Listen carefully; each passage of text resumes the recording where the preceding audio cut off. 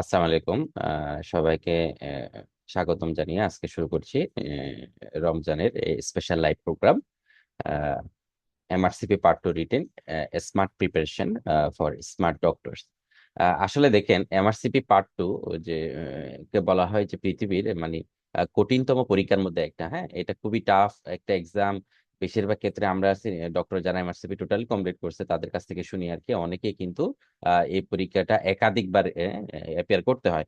হ্যাঁ, এবং পরীক্ষা দিয়ে কি কেউ আসলে হচ্ছে মানে শিওর করে বলতে পারে না যে পরীক্ষা আসলে পাশ করবে বা ফেল করবে, বা কিরকম হয়েছে পরীক্ষাটা, হ্যাঁ কত মার্কস পেতে পারে।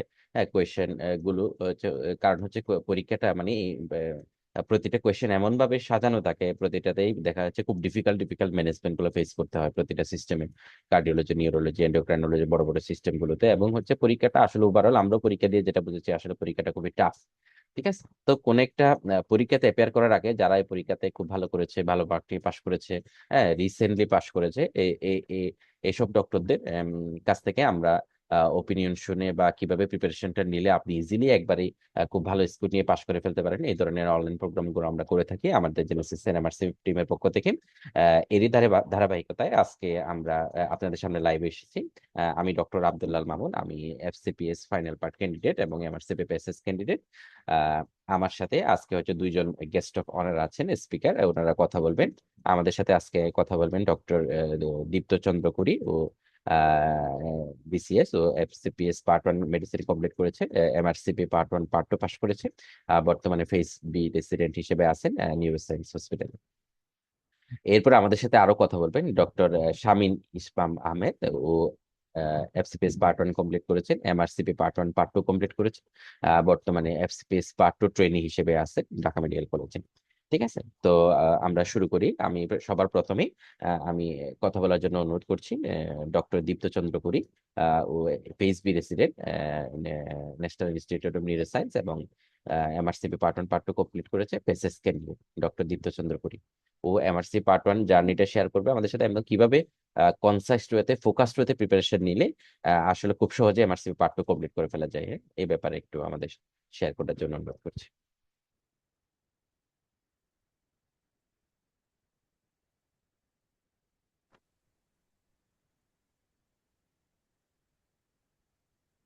আচ্ছা, আমার কথা কি শোনা যাইতেছে? হ্যাঁ, কথা শোনা যাচ্ছে, ক্লিয়ার, হ্যাঁ ক্লিয়ার আছে। আসলে আমার একটু ঠান্ডা লাগছে, সেজন্য একটু কাশি আছে। যতটুকু পারা যায়। আচ্ছা, হলো যে আমার সিপি পার্ট নিয়ে বলতে বলছে, সেজন্য বলতেছি আর কি। যেহেতু পার্ট ওয়ান পরীক্ষা সবাই দিছে, তারা অবশ্যই জানে যে পার্ট টু ও পার্ট ওয়ান এর মতোই কাছাকাছি একটা পরীক্ষা। এখানেও আপনার দুইটা পেপারে পরীক্ষা দিতে হবে, 3 ঘন্টা 3 ঘন্টা, মাঝখানে 1 ঘন্টার গ্যাপ থাকে। আর 100 নাম্বার করে একটা পেপার, এক একটা পেপার। তবে পার্ট ওয়ান এর সাথে এখানে আপনাদের কিছু ডিফারেন্স আছে। সেটা হলো যে পার্ট ওয়ানে আপনাদের অনেক বেসিক প্রশ্ন থাকে বা বায়োস্ট্যাটিক্স এর প্রশ্ন থাকে, কিন্তু আপনাদের পার্ট টু তে ওগুলা থাকে না। পার্ট টু তে আপনাদের পার্ট ওয়ান এর কাছাকাছি প্রশ্ন থাকে, কিন্তু এই প্রশ্নগুলো একটু লেংথি আর আর একটু কমপ্লিকেটেড থাকে, বা কিছু টপিক থাকে যেগুলো আপনারা পার্ট ওয়ান এর জন্য সাধারণত পড়েন না। আর সবচেয়ে বড় ইস্যু হলো যে এখানে আপনাদের ইমেজিং থাকে, যেরকম city, MRI, brain, chest, abdomen সবই থাকতে পারে, আবার এক্সরে থাকে, আবার ইসিজি থাকে, আবার ডার্মাটোলজির ছবি থাকে, ফান্ডাসের ছবি থাকে। সেই হিসেবে ওগুলা মিলে একটু কঠিন হয়ে যায় পার্ট ওয়ান এর থেকে। কিন্তু আপনার যদি পার্ট ওয়ান এর একটা মোটামুটি ভালো প্রিপারেশন থাকে, আপনি পার্ট টু এর প্রিপারেশন আপনার অন্যান্য জব বা ট্রেনিং এর পাশাপাশি কমপ্লিট করতে পারবেন।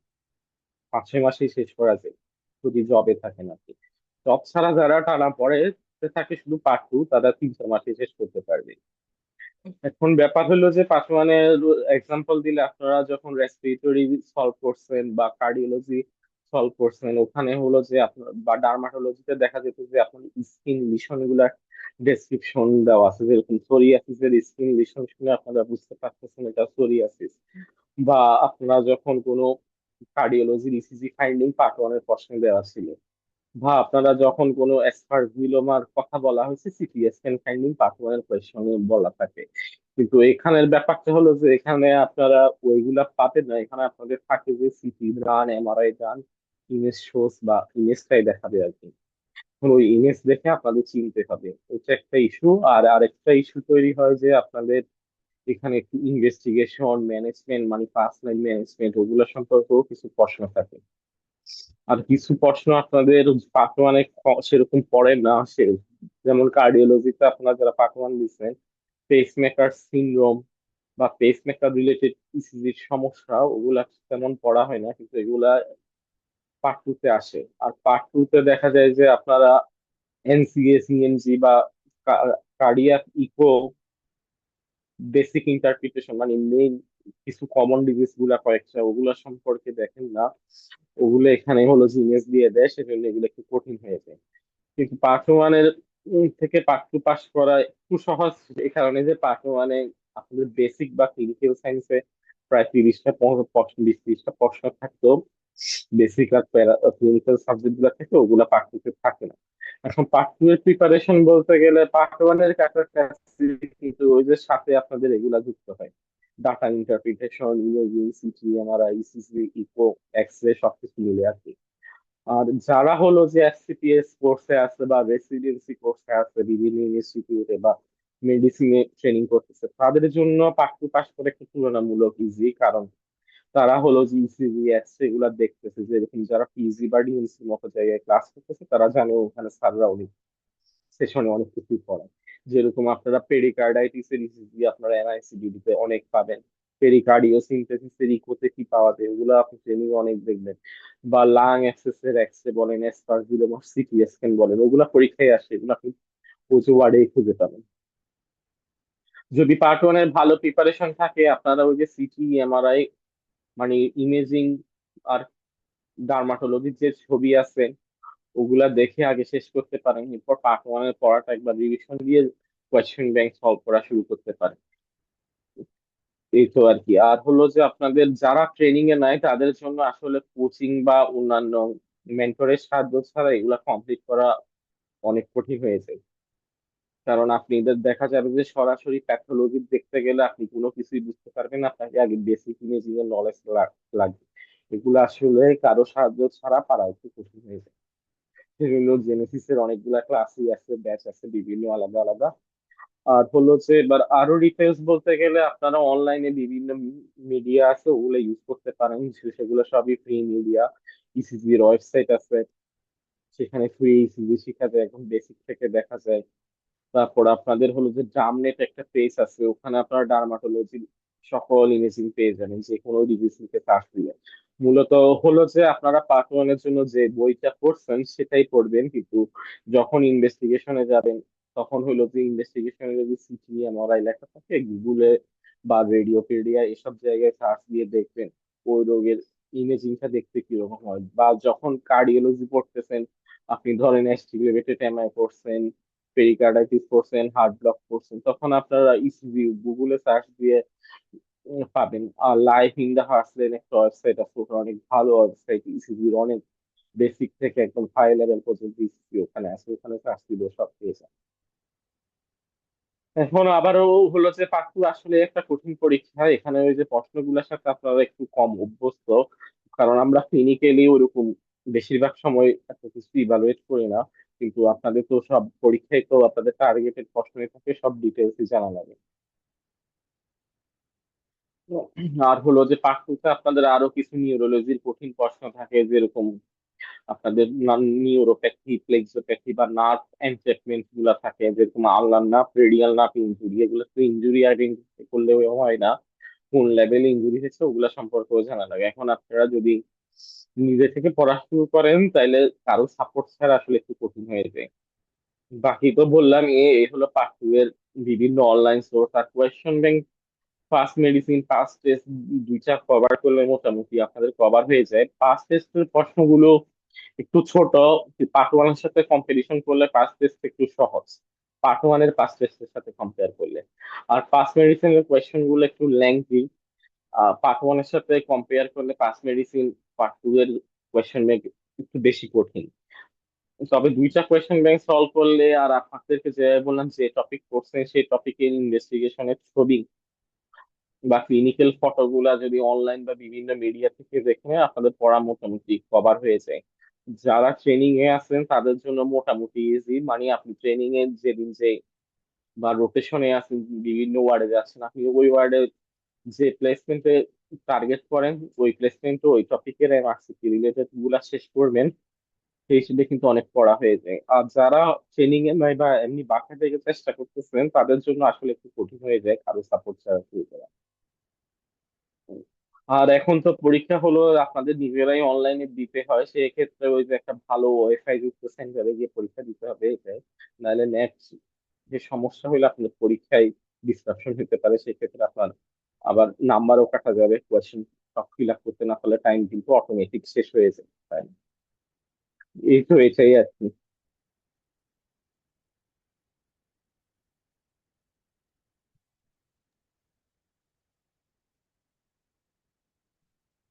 অনেক অনেক ধন্যবাদ ডক্টর দীপ্ত কুড়িকে, যে ওর প্রিপারেশন স্ট্র্যাটেজিটা আমাদের মাঝে শেয়ার করার জন্য। ও আসলে প্রত্যেকটা পয়েন্ট মোটামুটি টাচ করেছে, যে আসলে কি কি কোয়েশ্চেন ব্যাংক পড়া উচিত, ইমেজ গুলোর উপর গুরুত্ব দেওয়া উচিত। এই ব্যাপারগুলো হচ্ছে ও হাইলাইট করেছে। আসলে দেখেন, এমআরসি পার্ট ওয়ান এবং পার্ট টু এর মধ্যে বেসিক পার্থক্য কিন্তু ওই মানে 200টা কোয়েশ্চেন মধ্যে 30 থেকে 40টা কোয়েশ্চেন যেগুলো ইমেজিং সহ থাকে। এই কোয়েশ্চেন গুলোতে আসলে কিছু থেকে সিটি স্ক্যান, কিছুতে এমআরআই, কিছু কিছু কোয়েশ্চেন ইসিজি থাকবে, কিছু কিছু কোয়েশ্চেন এক্স রে থাকবে, ঠিক আছে, আর কিছু কিছু কোয়েশ্চেন ডাটা ইন্টারপ্রিটেশন থাকবে। এভাবে করে হচ্ছে যে ওরা মানে মোটামুটি আমরা দেখেছি কি 200টা কোয়েশ্চেনের মধ্যে অন এন এভারেজে 150 থেকে 160টা বা 170টা এরকম হচ্ছে যে ইমেজিং ছাড়া কোয়েশ্চেন থাকে, আর বাকিগুলোতে প্রত্যেকটাতে কিন্তু ইমেজিং দেওয়া থাকে, এভারেজে 30টা বা 35টা এরকম কোয়েশ্চেন দেওয়া থাকে যেগুলোতে ইমেজিং সহ। আর নলেজ, আপনার এমআরসি পার্ট ওয়ানের নলেজটাই আপনার কিন্তু এখানে কাজে লাগবে। ঠিক আছে, এই জন্য আপনারা চেষ্টা করবেন এমআরসি পার্ট ওয়ান পাস করার পরপরই 4 থেকে 6 মাসের মধ্যে এমআরসি পার্ট টুটা দিয়ে দিতে। এমআরসি পার্ট ওয়ানের নলেজ 60-70% যে নলেজ, এটার সাথে আপনি যদি ইমেজিং অংশটার সাথে কিছু ম্যানেজমেন্ট যদি ইনকর্পোরেট করে ফেলতে পারেন, তাহলে কিন্তু easily MRC part two pass করে ফেলা সম্ভব। আর আপনি যদি দেরি করলেও যে এমআরসি পার্ট ওয়ানের নলেজ গুলো কিন্তু ধীরে ধীরে আপনার মাথা থেকে, ব্রেন থেকে সরে যাবে। ঠিক আছে, এই জন্য আপনার চেষ্টা করতে হবে এরকম দীপ্ত করে। ও কিন্তু ট্রেনিং এর ফাঁকে ফাঁকে কিন্তু হচ্ছে এমআরসিপি পার্ট ওয়ানের পরপরই পার্ট টু দিয়ে দিছিল, এবং হচ্ছে যে খুব ভালো স্কোর নিয়ে এমআরসি পার্ট টু পাস করছে। ঠিক আছে, তো আপনাদেরও চেষ্টা করতে হবে যে যারা রেসিডেন্সিতে আছেন অথবা ট্রেনিং এ আছেন অথবা পার্ট ওয়ান পাস করেছেন, পার্ট টু দিবেন, অথবা দেখা যাচ্ছে ট্রেনিং এ নাই, এমআরসি পার্ট ওয়ান কমপ্লিট করে ফেলছেন, পার্ট টু প্রিপারেশন নিয়ে নিচ্ছেন। হ্যাঁ, এটা হচ্ছে ওয়াইজ ডিসিশন হবে। আপনি ফোকাসড হতে, টার্গেট হতে যদি প্রিপারেশনটা গুছে ধীরে ধীরে হচ্ছে যদি আপনি এমআরসি পার্ট টু পরীক্ষা দিয়ে দেন, আহ, উম, আমরা তাইলে হচ্ছে আপনি ইজিলি খুব সহজেই ভালো স্কোর নিয়ে এমআরসি পার্ট টু কমপ্লিট করে ফেলতে পারেন। ঠিক আছে, তো ডক্টর দীপ্ত গুরিকে অনেক ধন্যবাদ, ও আমাদের সাথে থাকবে। আমরা পরে কিছু কোয়েশ্চেন যদি থাকে ডক্টরদের, তাহলে এগুলো আমরা নিব। এই পর্যায়ে আমরা চলে যাচ্ছি ডক্টর, আমাদের সাথে আরেকজন ট্যালেন্টেড ডক্টর হচ্ছে যুক্ত আছেন, যে ও ও ও হচ্ছে MRC part one part two complete করেছেন, এবং হচ্ছে এফসিপিএস পার্ট টু ট্রেনিং হিসেবে ঢাকা মেডিকেল কলেজে কর্মরত আছেন ডক্টর শামিন ইসমান আহমেদ। ও recently MRC part two pass করেছে। তো রিসেন্ট কোয়েশ্চেন প্যাটার্ন এবং হচ্ছে রিসেন্টলি কোন কোন ধরনের টপিক গুলোতে আসলে কোয়েশ্চেন গুলো সারা পছন্দ করতেছে, কোয়েশ্চেন গুলো দিচ্ছে, এবং হচ্ছে প্রিপারেশন কিভাবে নিলে আসলে যে রিসেন্ট কোয়েশ্চেন প্যাটার্নের সাথে হচ্ছে যে ইজিলি অ্যাকোমোডেট করে হচ্ছে পরীক্ষা ভালো করা সম্ভব। এবং হচ্ছে ওর প্রিপারেশন স্ট্র্যাটেজি কি ছিল, ও বিগিনার হিসেবে MRC part one part two হচ্ছে ইনিশিয়ালি কমপ্লিট করে পরে ট্রেনিং এ ঢুকছে বা ট্রেনিং এ ইয়া করছে, যে তো আর্লি পার্ট টু পাস করে ফেলার জন্য ওর টিপস এন্ড ট্রিক্স কি ছিল, এই ব্যাপারগুলো আমি শেয়ার করার জন্য অনুরোধ করছি ডক্টর শামীম ইসলাম।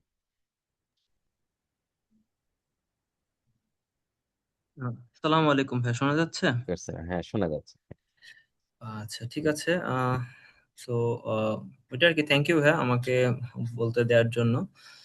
তো শুরুতেই এমআরসিপি পার্ট টুটা আসলে যে দীপ্ত ভাই যেটা বললো, যেটা আসলে মানে মানে মেডিকেল সায়েন্সের দিক থেকে আমরা মেডিসিনাল লাইনে যারা আছে তাদের জন্য আসলে এটা one of the toughest exam.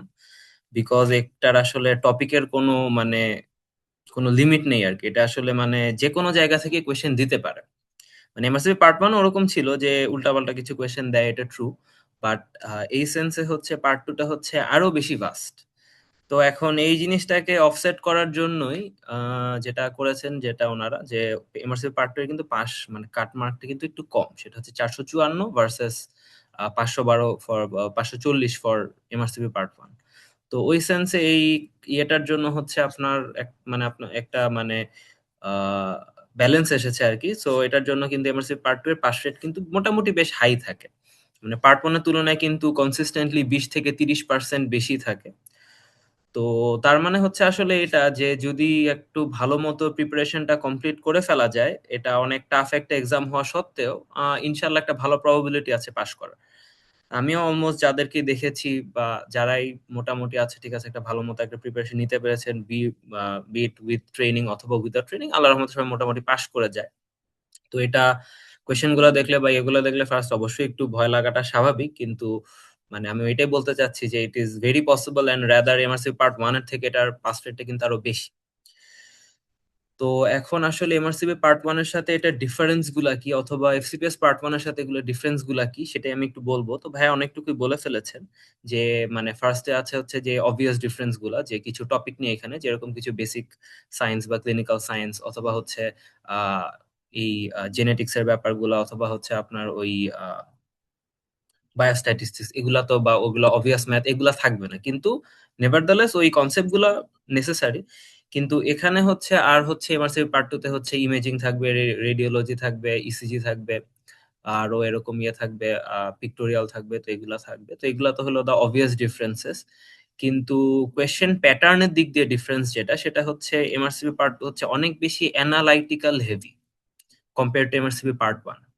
মানে আমরা হচ্ছে আগে এফসিপিএস এক্সাম গুলো যেরকম হতো সেগুলা তো হচ্ছে মানে জাস্ট ডাইরেক্ট একটা কোয়েশ্চেন থাকতো, তারপর ওই কোয়েশ্চেনের জাস্ট যে এটার মোস্ট কমন কজ কি, অথবা এটার মোস্ট কমন ক্লিনিক্যাল প্রেজেন্টেশন কি, অথবা এটার নেক্সট বা এই ডিজিজের নেক্সট ইনভেস্টিগেশন কি, মানে এরকম টাইপের কোয়েশ্চেন আমরা এফসিপিএস আগে ইউজ তো ছিলাম, তো এখন একটু এমআরসিপি স্টাইলে করে। তো ওইটা থেকে এমআরসিপি পার্ট 1 যেরকম একটা স্টেপ আপ ছিল, যেখানে কিছু সিনারিও দিবে, সিনারিও দিয়ে আমরা একটু ডায়াগনোসিসটা একটু চিন্তা করে বের করতে হবে, তারপর আমি ওই ডাইরেক্ট কোয়েশ্চেনটার আনসার দিতে পারবো। আর এমআরসিপি পার্ট 2 হচ্ছে পার্ট 1 এর থেকে নেক্সট অ্যানালাইটিক্যাল স্টেপে আর কি, এটা থেকে আরেকটু স্টেপ আপ। এখানে হচ্ছে মানে আপনার যে অনেক আলাদা করে বেশি জিনিস পড়তে হবে ব্যাপারটা তা না, রাদার আপনি যেসব জিনিস অলরেডি জানেন সেগুলো নিয়ে খুব স্পষ্ট ধারণা থাকতে হবে। মানে খুবই ক্লিয়ার একটা মানে ক্রিস্টাল ক্লিয়ার আইডিয়া থাকতে হবে যে এই ডিজিজের প্যাথোগনমিক বা এই কোন ফিচারটা থাকলে এই পার্টিকুলার ডিজিজটা আমি বলবো ভার্সেস অ্যানাদার ডিজিজ যদি সিমিলার প্রেজেন্টেশনে থাকে আর কি। তো এই জিনিসগুলো ওরা অনেক বেশি হলো টেস্ট করে, এবং কমন ডিজিজ গুলাই বেশি করে আসে। যেমন মনে করেন পালমোনারি এম্বোলিজম, অথবা হচ্ছে মানে আমরা যেরকম পালমোনারি এম্বোলিজম, অথবা ইভেন ইভেন একটা অ্যাকিউট এমআই, যে মানে দুইটা চেস্ট পেন নিয়ে আসে বা ইয়ে নিয়ে আসে, ওরা যেটা করবে যে আপনি একদম এক্স্যাক্টলি জানেন নাকি, যে 2-3টা ক্লু দিয়ে যে এটা কোনটা পালমোনারি এম্বোলিজম নাকি এমআই। তো এখানে যে ব্যাপারটা যেটা সেটা হচ্ছে আগে আমার পার্ট 2 এর কোয়েশ্চেন গুলো বেশ লেংদি হতো, কিন্তু আস্তে আস্তে কিন্তু জিনিসটা মানে ওরা কিন্তু আর ওই দিক থেকে একটু সরে আসছে। এবার মানে আমি হচ্ছে লাস্ট অক্টোবর 25 ডায়েটে পাশ করি, মানে লাস্ট ডায়েট আর কি 2025 এর। তো ওখানে কিন্তু বেশ মানে কোয়েশ্চেন গুলা যে অনেক লেংদি ছিল ব্যাপারটা তা না, রাদা আমার কাছে মনে হচ্ছে যে কোয়েশ্চেন গুলো অলমোস্ট এমআরসিপি পার্ট 1 এর লেংথেই ছিল। কিন্তু এখানে যেটা চেয়েছিল যে অপশন গুলা ছিল অনেক কাছাকাছি, যে মানে আপনার যদি ডিজিজটা নিয়ে খুব ক্রিস্টাল ক্লিয়ার ভালো আইডিয়া না থাকে, মানে কমন ডিজিজ নিয়ে খুব ভালো আইডিয়া না থাকে, তাহলে আপনি মানে একটা ভালো চাঙ্ক অফ মানে কোয়েশ্চেন মিস করবেন। মানে এমআরসিপি পার্ট 1 যেরকম একটা ভেগ একটা আইডিয়া থাকলে আমি অপশন থেকে কিন্তু এলিমিনেট করে আমি আনসার দিয়ে দিতে পারতাম, কিন্তু পার্ট 2 তে আর ওইটা হবে না। এখানে অপশনস গুলো ভেরি ক্লোজ, মানে প্রত্যেকটা ইনভেস্টিগেশন এবং ইনভেস্টিগেশন রিলেটেড। যে মনে করেন একটা পেশেন্টে আপনি হচ্ছে অ্যাকান্থোসিস নিগ্রিকান্স পেলেন, what is the next step of investigation. So এখন আমরা জানি আচ্ছা ঠিক আছে, হ্যাঁ মানে part 1 it was almost like this, আচ্ছা আচ্ছা, এটা মানে হচ্ছে গ্যাস্ট্রিক ক্যান্সার, তো আচ্ছা ঠিক আছে আমি একটা এন্ডোস্কোপি করব বা মানে আপার যে এন্ডোস্কোপি করবো। বাট এখানে জিনিসগুলো না এত অবভিয়াস না আর কি, যেখানে দেখবেন যে আপনার কিছু অন্যান্য ডিজিজেও হয়, মানে কিছু মানে মিক্সড একটা সিনারিও দিয়ে রাখবে, তখন মানে আপনি কনফিউজ হয়ে যাবেন যে is it an obvious gastric cancer নাকি আমার অন্য কোনো অ্যাবডোমিনাল ক্যান্সারের কথা বোঝানো হচ্ছে। তখন দেখবেন অপশনে গিয়ে দেখবেন যে আপনার কাছে মানে সিটি স্ক্যান অ্যাবডোমেন আছে, তারপর হচ্ছে আপনার আপার যে এন্ডোস্কোপি আছে, আল্ট্রাসাউন্ড আছে, এবং আপনার কাছে পেট সিটি আছে। দেন ইউল বি ভেরি কনফিউজড যে আসলে কোনটা দিব। তো এটার জন্যই আর কি যে একটা ভেরি ক্লিয়ার আইডিয়া। এবং আরেকটা জিনিস খুবই ইম্পর্টেন্ট, যে মানে একটা মানে কি বলবো একটা মানে মেন্টাল একটা এন্ডিউরেন্স ডেভেলপ করা, যে আমরা কিন্তু এই মনে করেন 6 ঘন্টা ব্যাপী এক্সামটা, এটা কিন্তু মানে ভেরি হেক্টিক। স্পেশালি লাস্টের দিকের কোয়েশ্চেন গুলাকে খুব ভালো মতো পড়ে, যেটা অনেক সময় হয় যে লাস্টের দিকে 10-20টার সময় মানে কোনো এনার্জি থাকে না। যে লাস্টের এই 10-20টা কোয়েশ্চেন যদি মানে খুব ভালো মতো পরে অ্যানালাইজ করে দেখা যেত এই লাস্ট 30টার ভিতর যদি শুরুতে থাকতো তাহলে দেখা যেত অনেকে ওইটার ভিতর ধরেন মানে ইজিলি 16-17টা পারতো, কিন্তু লাস্টে হওয়ার জন্য দেখা যাচ্ছে লাইক সেটা 7-8টা হয়ে গেছে আর কি। So এই জিনিসটা হচ্ছে মানে এই এন্ডুরেন্সটা আমার মনে হয় বিল্ড আপ করাটা খুব ইম্পর্টেন্ট, যে আমি লাস্ট কোয়েশ্চেনেও একদম মানে সেম লেভেল অফ কনসেন্ট্রেশন দিয়ে আমি ডাটাটাকে অ্যানালাইজ করে আনসারটা দিতে পারছি। রাদার এই অ্যানালাইটিক্যাল ক্যাপাবিলিটিটা ডেভেলপ করাটাই হচ্ছে মানে ওরা এমআরসিপি পার্ট 2 তে চায় যে আপনি যেন খুব ফাস্ট এবং খুব টায়ার্ড অবস্থাতেও ইউ ক্যান মানে ডিসার্ন যে আচ্ছা এটা কি এটা করব নাকি ওটা করব। মানে এখানে কিন্তু মেইনলি আপনাকে ক্লিনিক্যাল ডিসিশন মেকিং এর কোয়েশ্চেন গুলো বেশি আসবে, যে আপনি এই ইনভেস্টিগেশন দিবেন নাকি ওইটা, অথবা কোনটা আগে করবেন বা কোন ম্যানেজমেন্ট আগে দিবেন, বা আপনি আগে ম্যানেজ করবেন নাকি ইনভেস্টিগেশন করে তারপর ম্যানেজ করবেন, এই টাইপের কোয়েশ্চেন গুলাই বেশি আসে। এখন উল্টাপাল্টা কিছু কোয়েশ্চেন তো আসেই, কিছু মনে করেন মানে কিছু দেখবেন যে মানে একদম মানে আউট অফ দ্য ব্লু মানে আউট অফ দ্য ওয়ার্ল্ড এরকম কিছু কোয়েশ্চেন আসবে। এখন এগুলা তো আসে, সবসময় আসে, এগুলা নিয়ে খুব বেশি আমার মনে হয় এগুলার পিছনে ছুটারও খুব বেশি কারণ নাই। যেগুলা পাস পেপার আছে সেগুলো আমার মনে হয় ভালো মতো দেখলেই হয়। তো এটা হচ্ছে মানে ডিফারেন্স ইন মানে preparation between MRCP part 1 and MRCP part 2। And আমি আরেকটা জিনিস একটু অ্যাড করতে চাই, যে আমি হচ্ছে আসলে এমআরসিপি পার্ট 2টা দিয়েছিলাম মানে জাস্ট জুলাইতে এফসিপিএস অ্যাপিয়ার করার পর। আর আমি যেটা দেখেছি যে আমি তো জুলাই এফসিপিএস এর জন্য অবভিয়াসলি ডেভিডসনটা মোটামুটি পড়তে হয়েছিল। তো ডেভিডসনটা কিন্তু আসলে মানে মানে আমাদের যে এফসিপিএস প্রিপারেশনটা সেটা কিন্তু আসলে মোর এক্সটেন্সিভ দেন এমআরসিপি পার্ট 1। তো ওটা পরে যেটা আমি দেখেছি যে ডেভিডসনের অনেক কনসেপ্ট আমাকে পার্ট 2 তে অনেক হেল্প করেছে, মানে যে সব জিনিস আমি এমআরসি পার্ট 1 এর জন্য ওরকম ভাবে পড়ি নাই, বাট ডেভিডসনটা পড়া থাকার জন্য মানে অ্যাটলিস্ট এফসিপিএস পার্ট 1 এ যেসব জিনিস ইম্পর্টেন্ট সেটার জন্য আমার এটাতে একটা বিগ হেল্প হয়েছে। তো এটা আমি বললাম এটার জন্য যে আমাদের ওয়ার্ডে বা আমাদের ইয়ের সময় অনেক সময় স্যার আমাদেরকে বলে যে ডেভিডসন থেকে টপিকটা পড়ো অথবা এতটুকু ইয়ে করো বের করো, যেটা আমার মনে হচ্ছে যে এইসব জিনিস বা ওয়ার্ডের মানে যারা অ্যাটলিস্ট ইয়েতে আছে ট্রেনিং এ আছেন আমার মনে হয় যে এগুলা মানে এসব কনসেপ্ট বা এসব মানে রাউন্ডের এসব কথাবার্তা আমার মনে হয় এগুলা মানে মানে ভেরি ইম্পর্টেন্ট আর কি। ভাই যেটা বললেন যে ওয়ার্ডের মানে ওয়ার্ড থেকে আসলে ক্লিনিক্যাল এক্সপিরিয়েন্স অনেক ইম্পর্টেন্ট, সেটা মানে আমি এখন এসে বুঝছি, কারণ আমি যখন পরীক্ষা দিয়েছিলাম আমার ওয়ার্ড এক্সপিরিয়েন্স বিয়ারলি 1 মাস ছিল আর কি। তো ওইটাই আর কি। তো এইটাই হলো মানে বেসিক ডিফারেন্স গুলো আর কি, যে অ্যানালাইটিক্যাল ক্যাপাবিলিটিটা ডেভেলপ করাটা। তো এখন আমাদের অ্যানালাইটিক্যাল ক্যাপাবিলিটিটা ডেভেলপ করার জন্য আমার পার্সোনালি মনে হয় যে সবচেয়ে বেস্ট উপায় হচ্ছে কোয়েশ্চেন ব্যাংক করা, বারবার কোয়েশ্চেন ব্যাংক করা।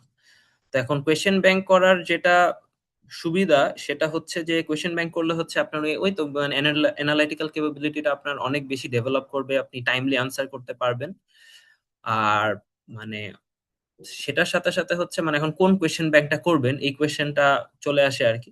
এখন পাস মেডিসিনের কোয়েশ্চেন ভাইয়া যেটা বললেন যে পাস মেডিসিনের কোয়েশ্চেন গুলা অনেক বেশি মানে অনেক বড় হয়, মানে আপনি করতে গিয়ে দেখবেন যে মানে মনে হচ্ছে পুরো মানে মানে বই লিখে ফেলছে পুরো, মানে মানে দেখে আপনার মনে হবে যে মানে এরকম কোয়েশ্চেন আসলে আসে না, মানে কিছু কোয়েশ্চেন দেখবেন যে মানে অনেক বড়, আসলে এগুলা এখন ইদানিং ওরা একদমই দিচ্ছে না। তো ওই কোয়েশ্চেন গুলা হচ্ছে তবু ওই কোয়েশ্চেন গুলো থেকে লার্নিং যেটা সেটা হচ্ছে যে মানে এট দ্য ভেরি লিস্ট ধরেন আপনার লাস্টে সামহাও আপনার 1 বা 2 মিনিট বাকি আর আপনার একটা কোয়েশ্চেন বা দুইটা কোয়েশ্চেন আনসার করা বাকি, তখন খুব ফাস্ট কিভাবে আপনি মানে ইম্পর্টেন্ট ইনফরমেশন গুলো খুব র্যাপিডলি স্কিম করে আপনি হচ্ছে মানে ইম্পর্টেন্ট ইনফরমেশনটা ক্যাচ করে যে আপনি আনসারটা করবেন সেই ক্যাপাবিলিটিটা ডেভেলপ করতে ডেফিনেটলি হেল্প করে। সো পাস মেডিসিনটা এদিক দিয়ে এখানে আবার এখানে টপিক গুলোও একটু মানে টপিক যেটা বলবো যে আমি টপিক গুলোও একটু মানে ডিফিকাল্ট বা একটু আউটলাইন টাইপের টপিক গুলো থাকে কিছু, বাট নেভারদালেস পাস মেডিসিনের তো ইন্টারফেসটা অনেক ভালো, পাস মেডিসিনের টেক্সট বুকটা তো again gold standard text book. তাছাড়াও পাস মেডিসিনের যে এআই টিউটর আছে তো ওইটাও তো আসলে অনেক ইয়ে হেল্প করে আর কি, স্পেশালি মানে কেন লাইক ওয়াই আই গট এই দিস কোয়েশ্চেন রং বা এইসব ইয়ের জন্য আর কি। তো পাস মেডিসিনটা আসলে নিয়ে রাখলে ভালো, বাট এখানে হচ্ছে পাস টেস্ট আরো বেশি ইম্পর্টেন্ট, কারণ পাস টেস্টের টপিকের সাথে সবচেয়ে মানে পাস টেস্টের কোয়েশ্চেন ব্যাংকের সাথে সবচেয়ে বেশি ম্যাচ করে। যে আপনি যদি বলেন যে আমি total question bank pass medicine শেষ করলাম, একজন পাস টেস্ট শেষ করলো, আরেকজন মনে করেন সে বিএমজে শেষ করলো, সো ইন দিস কেস আসলে পাস টেস্টটা যিনি শেষ করেছেন উনি সবচেয়ে বেশি কোয়েশ্চেন কমন পাবেন। মানে কমন বলতে আমি কোয়েশ্চেন তো কমন পাবেন না, মানে কনসেপ্ট গুলো কমন পাবেন। সো পাস টেস্ট হলো এটাই সুবিধা, পাস টেস্ট রিলেটিভলি ইজিয়ার, এবং পাস টেস্টে হচ্ছে আরেকটা যেটা সেটা হচ্ছে যে কোয়েশ্চেন ব্যাংকটাও মোর এক্সটেন্সিভ, অ্যারাউন্ড 3200 3250 মতো মানে কোয়েশ্চেন আছে।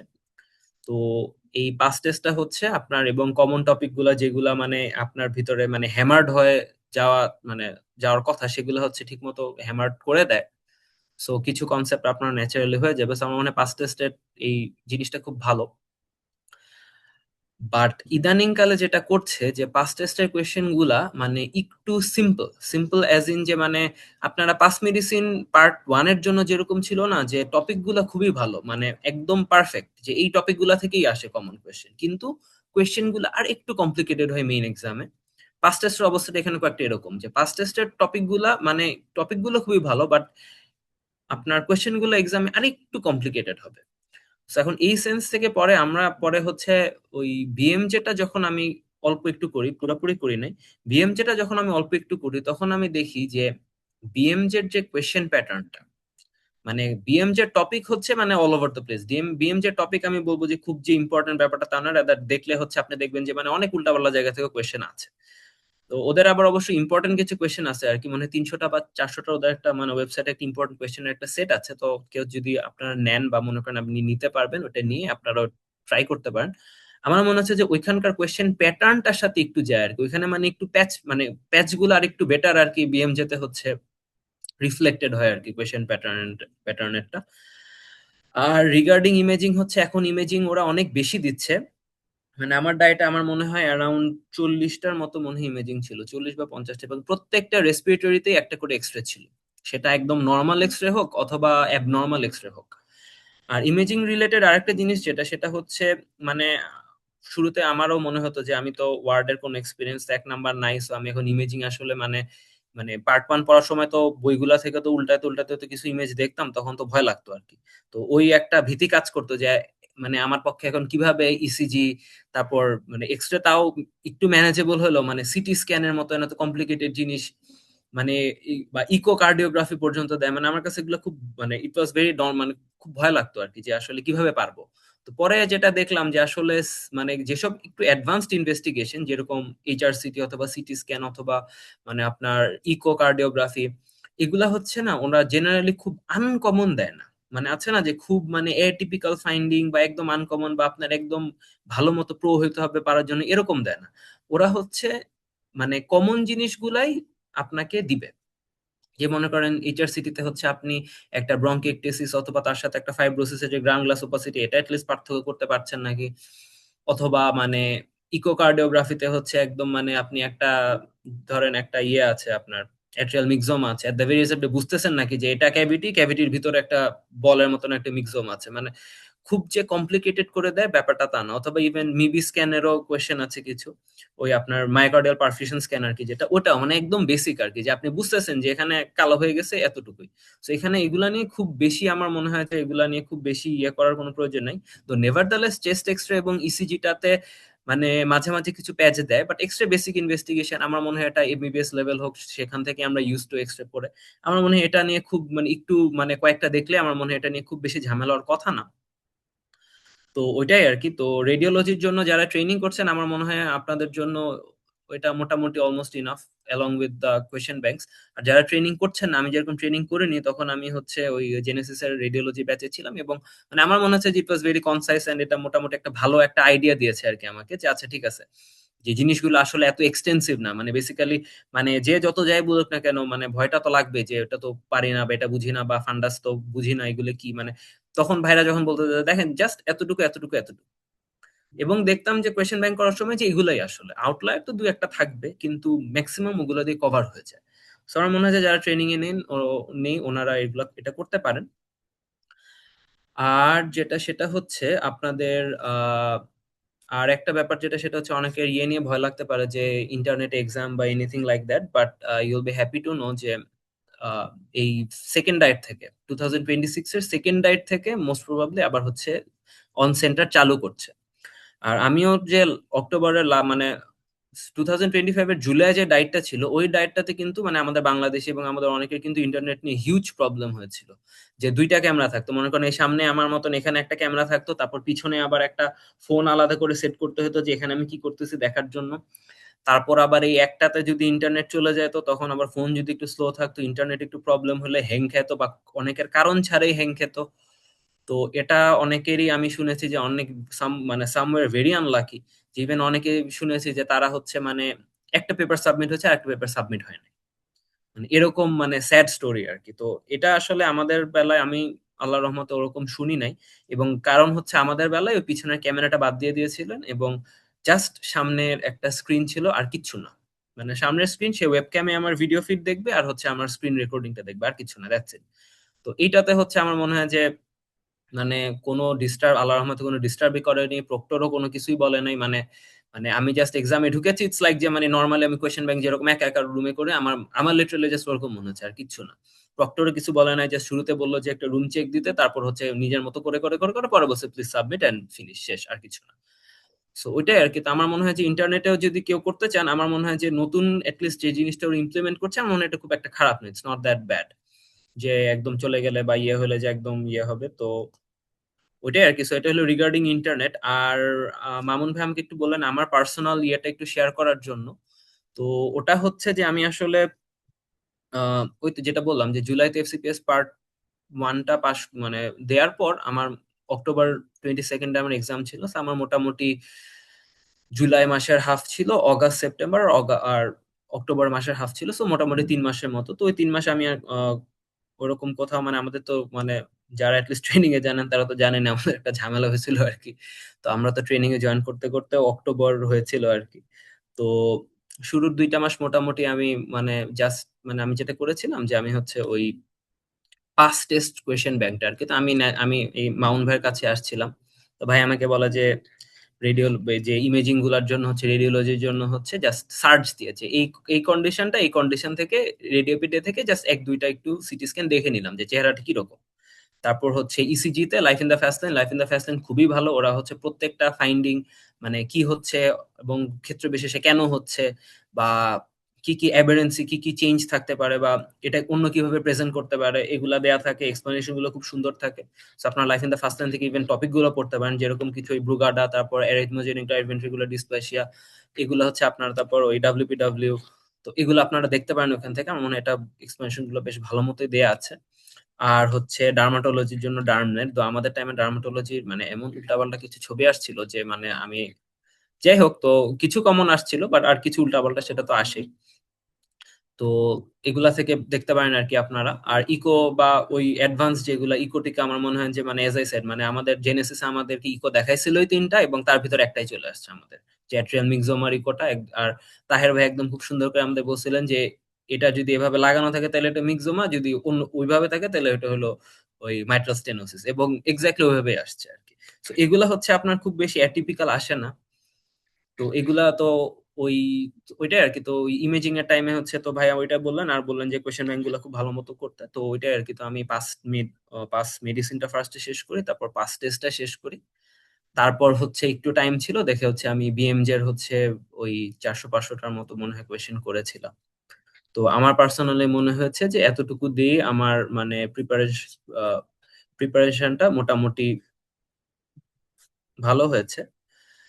তো ওইটাই আর কি। আমার মনে হয় যে এক্সাম দিয়ে মনে হয়েছে যে ওই যে ভাই দীপ্ত ভাই যেটা বললেন যে এক্সাম দিয়ে আসলে বোঝাই যায় না কি হবে না হবে। বাট ওই তো আল্লাহর রহমতে আমিও আমাদের মানে আমাদের ঢাকা মেডিকেল অ্যাটলিস্ট যাদের সাথে ইয়ে করতাম বা যারা পড়তেন ম্যাক্সিমাম সবাই পাশ করে, ম্যাক্সিমাম সবাই পাশ করে গিয়েছিলেন। তো আমার মনে হয় যে ইটস জাস্ট অ্যাবাউট স্টার্টিং, যে একটু সাহস নিয়ে স্টার্ট করে দেয়াটা, স্টার্ট করে দিলে। এবং মানে এখন তো আসলে বাংলাদেশে বা আমাদের এখানে তো আসলে মেন্টর বা ইয়েদের তো আসলে অভাব নেই, বা আমি বলতে চাচ্ছি যে মানে গাইডলাইনের তো আসলে অভাব নেই, আপনি চাইলেই গাইডলাইনটা পেতে পারেন। So আমার মনে হয় যে যত ফাস্ট দেওয়া যায়, যে মামুন ভাই যেটা বললেন যে যত ফাস্ট দেওয়া যায় ততই ভালো। আর আনলাকি তো কিছু মানুষ আসলে হয়, কিন্তু ওইটা হচ্ছে আসলে আমার যেটা মনে হয় পার্ট 2 এর ব্যাপারে ইটস অলমোস্ট পিওরলি লাক আর কি। যদি প্রপার প্রিপারেশন থাকে তাহলে আসলে মানে মানে আপনার এক্সাম হলে হয়তো বা 2-3টা অপশন বা 5-10টা অপশন মানে ভুল মনে হতে পারে। তো এটা আসলে কিছু করার নাই আর কি। তো আমার মনে হয় যে পার্ট 2 এর ফুল প্রিপারেশন নেওয়াটাও ওরকম মানে একদম খুব মানে আমি বলতে চাচ্ছি যে মানে একদম টপ 0.1% না হলে আমার মনে হয় ফুল প্রিপারেশনটা নেওয়া সম্ভব না। আর ফুল প্রিপারেশন ছাড়া, এবং আমরা ম্যাক্সিমাম আসলে এভাবেই পরীক্ষা দিই, এবং আল্লাহর রহমতে আমরা পাশ করে গেছি। তো আমার মনে হয় যে আপনারা যারা প্রিপারেশন নিচ্ছেন বা মনে করছেন স্টার্ট করবো নাকি, আমার মনে হয় যে ইউ শুড জাস্ট স্টার্ট। একটা কোয়েশ্চেন ব্যাংক নিয়ে ধরে আপনারা স্টার্ট করে দেন, পাঁচ টেস্ট আগে স্টার্ট করেন। দেখবেন যে শুরুতে একটু খারাপ হলেও দেখবেন যে আস্তে আস্তে দেখবেন যে পার্সেন্টেজ বাড়তে থাকবে, কারণ এগেন টপিক তো সবই আপনাদের জানা। আমার মনে হয় যে ইনশাল্লাহ ট্রেনিং এ আছেন বা ট্রেনিং এ নেই, আর যারা ট্রেনিং এ নেই ওই ভাই যেটা বললেন যে মেন্টরদের সাথে থাকলে অবশ্যই ডেফিনেটলি ভালো। আর কোয়েশ্চেন ব্যাংক গুলা করলে দেখবেন যে আপনার এই মানে খুব ভালো হবে আর কি, যে কারণ এক একটা কোয়েশ্চেন ব্যাংক কিন্তু আপনাকে এক একটা পেশেন্টকে নিয়ে থিঙ্ক করে, মানে এক একটা কোয়েশ্চেন। তো আপনি যদি খুব কিনলি প্রত্যেকটা কোয়েশ্চেন থিঙ্ক করেন যে আচ্ছা এই কোয়েশ্চেনটার আনসার এটা কেন হলো, বা আমি এটা ভুল দিলাম, আমি কি চিন্তা করে ভুল দিলাম, আমার চিন্তার কোন জায়গাটা ভুল ছিল, কেন ছিল, এবং ভবিষ্যতে যেন এই ভুলটা আমি না করি, এভাবে যদি আমার মনে হয় পড়ে যান, আমার মনে হয় যে এটা মানে it's just a matter of time যে ইনশাল্লাহ এটা ইয়ে হবে। তো এতটুকুই বলতে চাই মামুন ভাই। অনেক ধন্যবাদ। আসলে ও একদম ইন ডিটেলসে বলার চেষ্টা করেছে, একদম কোনো কিছুই আনটাস্ট অবস্থা রাখে নাই, মোটামুটি ম্যাক্সিমাম সবই কভার করে ফেলেছে। তো আমি আসলে যেটা বলবো যে মানে ওর কাছে যেটা কোয়েশ্চেন আমার যে বিশেষ করে যারা কেবল বিগিনার আর কি, জি ভাই। ট্রেনিং শুরু করে নেয়, তো জি ভাই। ট্রেনিং শুরু না করলে এই ক্ষেত্রে যারা এমআরসি, অনেকে আমি দেখি কি যে এমআরসি পার্ট ওয়ান পাস করে পরে বলে যে আমাদের কাছে অনেক কোয়েশ্চেন করে যে না, এখন কি সে আসলে কি ট্রেনিং এ ঢুকবে নাকি হচ্ছে যে এমআরসি পার্ট টু দিয়ে একসাথে পরে ঢুকবে, হয়তো বাইরে চলে যাওয়ার প্ল্যান, যে দেশে হয়তো ইয়া করবে না, অনেকের এফসিএফএস করা থাকে বা ট্রেনিং। তাহলে এই ক্ষেত্রে আসলে যে মানে একসাথে কি MRCP part one part two করে ট্রেনিং এ ঢোকা ভালো, নাকি হচ্ছে যে এমআরসি পার্ট ওয়ান পাস করে ট্রেনিং শুরু করে দিতে পারে, পরে ওখানে ট্রেনিং করতে করতে এমআরসি পার্ট টু দিল, কোনটা তোমার কাছে মনে হয় যে? আমার কাছে ভাই এটা মনে হয় যে আসলে ট্রেনিং তো সত্যি কথা বলতে মানে আমার কথা হলো যে ট্রেনিংটা যদি মানে আমার কথা হলো কারো যদি সুযোগ থাকে যে আমি ট্রেনিংটাতে ঢুকতে পারবো বা আমার এফসিবিএস পার্ট ওয়ান করা আছে, বা আমি ট্রেনিং এ ঢুকতে পারবো মোটামুটি একটা ভালো জায়গায় আমি ট্রেনিং এ ঢুকতে পারবো, আমার মনে হয় যে ট্রেনিংটাতে ঢুকলে মানে কোনো লস নেই।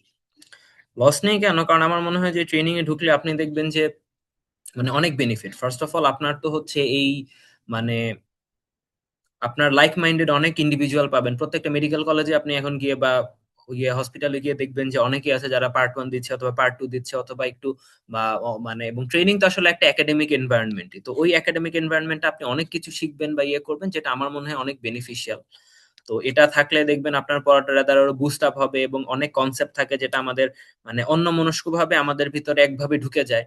ওইসব জিনিসগুলো দেখবেন যে সবার সাথে ডিসকাশন হলো, মানে একটা এনভায়রনমেন্টে থাকলে মানে not just in my own head, মানে একটা অন্য একটা এনভায়রনমেন্টে অন্য লাইক মাইন্ডেড মানুষদের সাথে কথাবার্তা বললে আমার মনে হয় যে এটা ডেফিনেটলি মানে makes you think about the disease in a different way.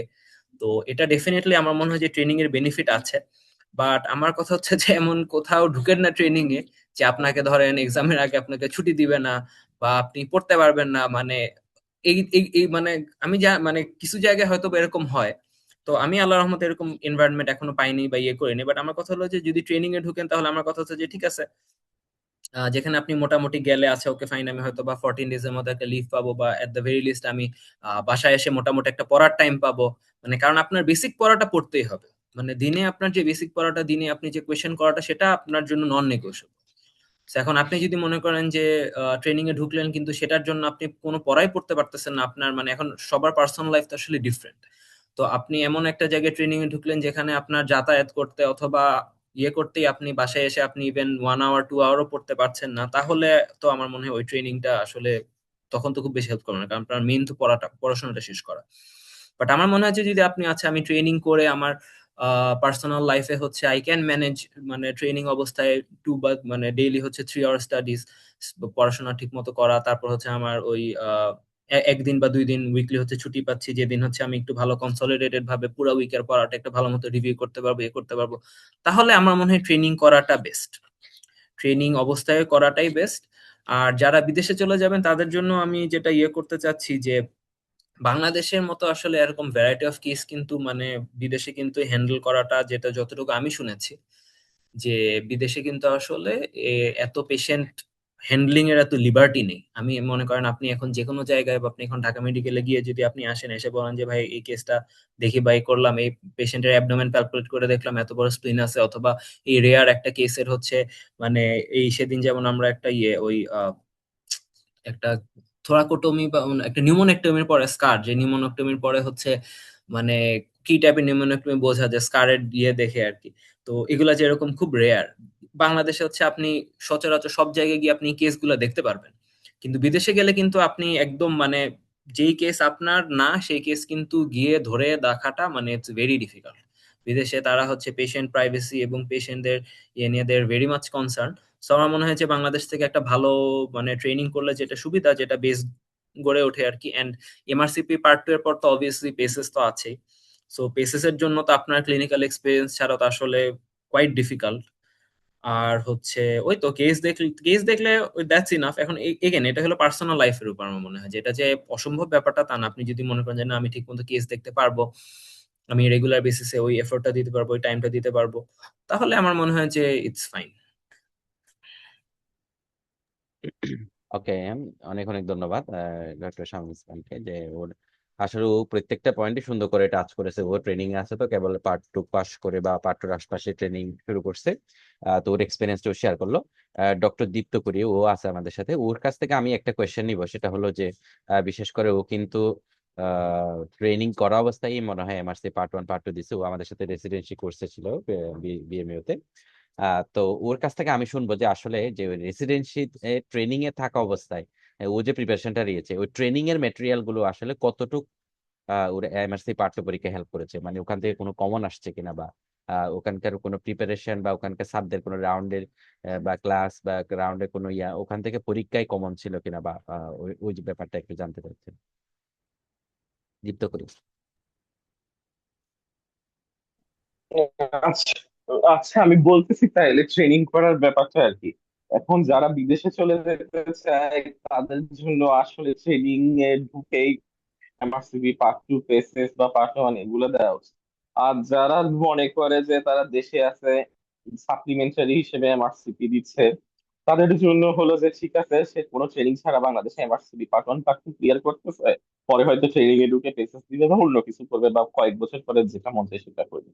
এখন হলো যে বাইরে আপনি যেতে চাইলে আপনার বাইরে সবকিছু এখন অনেক কম্পিটিটিভ। এএমসি এএমসির কথা বলেন, এএমসি দিয়েও তারা এখন জব পাইতেছে যাদের ওই যে 4 বছর 5 বছর বিভিন্ন এক্সপিরিয়েন্স আছে। ইউকে এর কথা বলেন, ইউকে তো এখন আরো কম্পিটিটিভ, সেখানে আপনার সিভির প্রোফাইল দেখতেছে। সেখানে আপনি হলো যে ওখানে যারা ট্রেনিং করে ইউকে, আমার ফ্রেন্ডরা আছে, তারা বাংলাদেশের মতো এরকম বাসায় বসে বসে কয়েক মাস টানা শুধু এমআরসিবি পার্ট ওয়ান পার্ট টু করবে, সেটা তাদের জন্য একটা শৌখিনতা। মানে 2-1 সপ্তাহ টাইম পেয়ে ট্রেনিং থেকে ছুটি নিয়ে ওরা হলো যে পরীক্ষা দেয়। এখন হলো যে আপনি যদি ট্রেনিং না করেন, আপনার হলো যে এক তো নলেজ গ্যাপ থাকে, ওই যে যেটা বললো পেশেন্টের এক্সপোজার হয় না। আর 2 নাম্বার হলো আপনার হলো যে কেরিয়ারে গ্যাপ পড়ে। মানে আপনি এই যে কয়েক মাস বা বছর যে কাটাই দিচ্ছেন, ওটা কোন কাজে লাগাইছেন পরে আপনি সিভিতে অ্যাপ্লাই করলে কোনো এক্সপ্লেনেশন দিতে পারেন।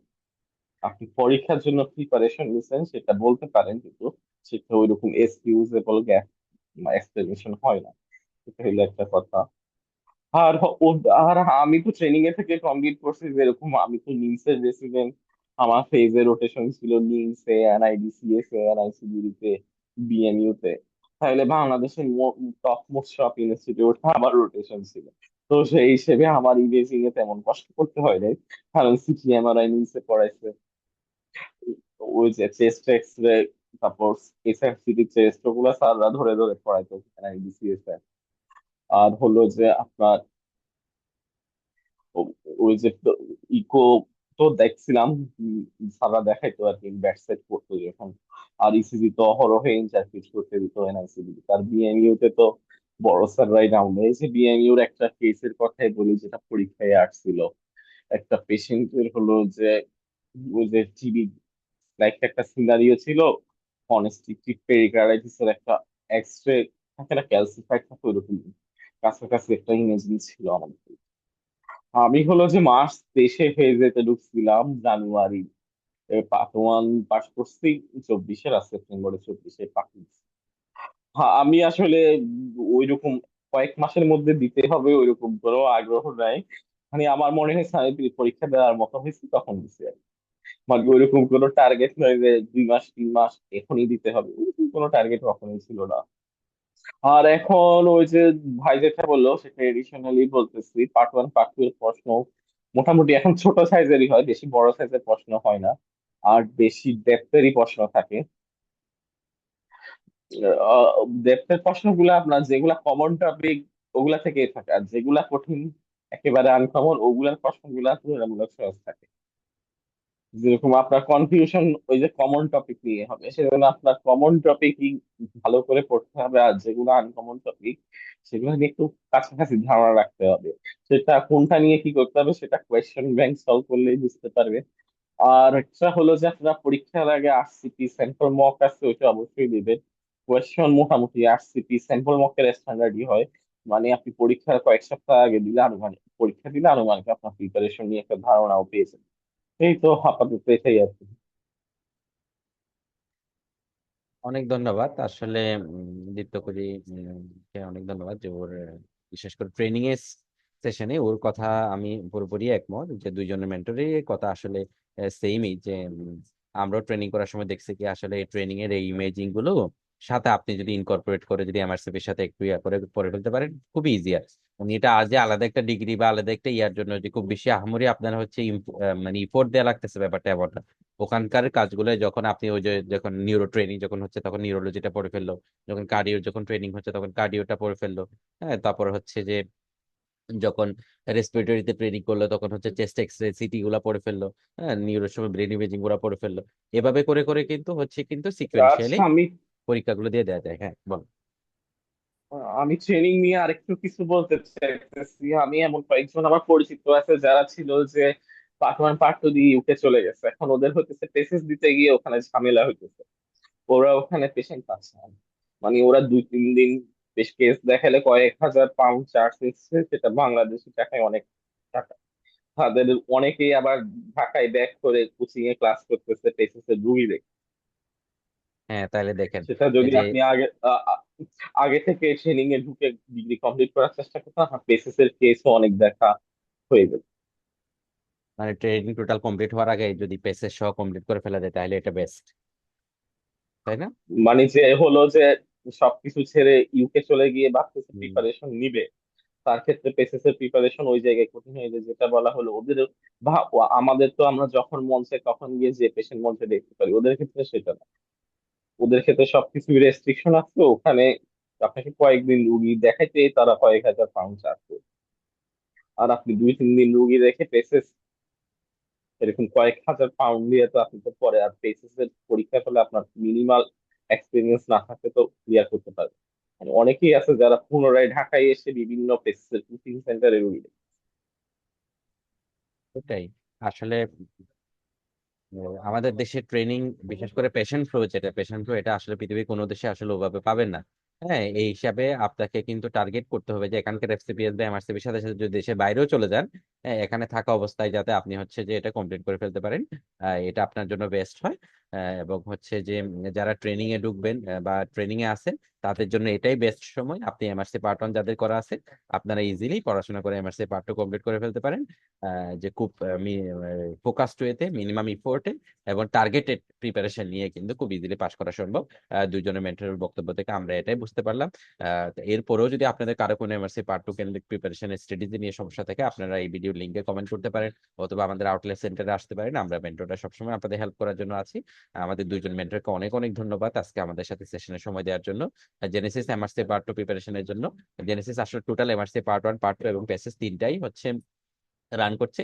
এমআরসি পার্ট 2 প্রিপারেশনের জন্য আমাদের হচ্ছে এমআরসি পার্ট 2 বুস্টার ব্যাচ আছে, আমাদের এমআরসি পার্ট 2 রেডিওলজি অংশটা যারা শুধু ফোকাসড হতে প্রিপারেশন নিতে চান তাদের জন্য রেডিওলজি ব্যাচ আছে।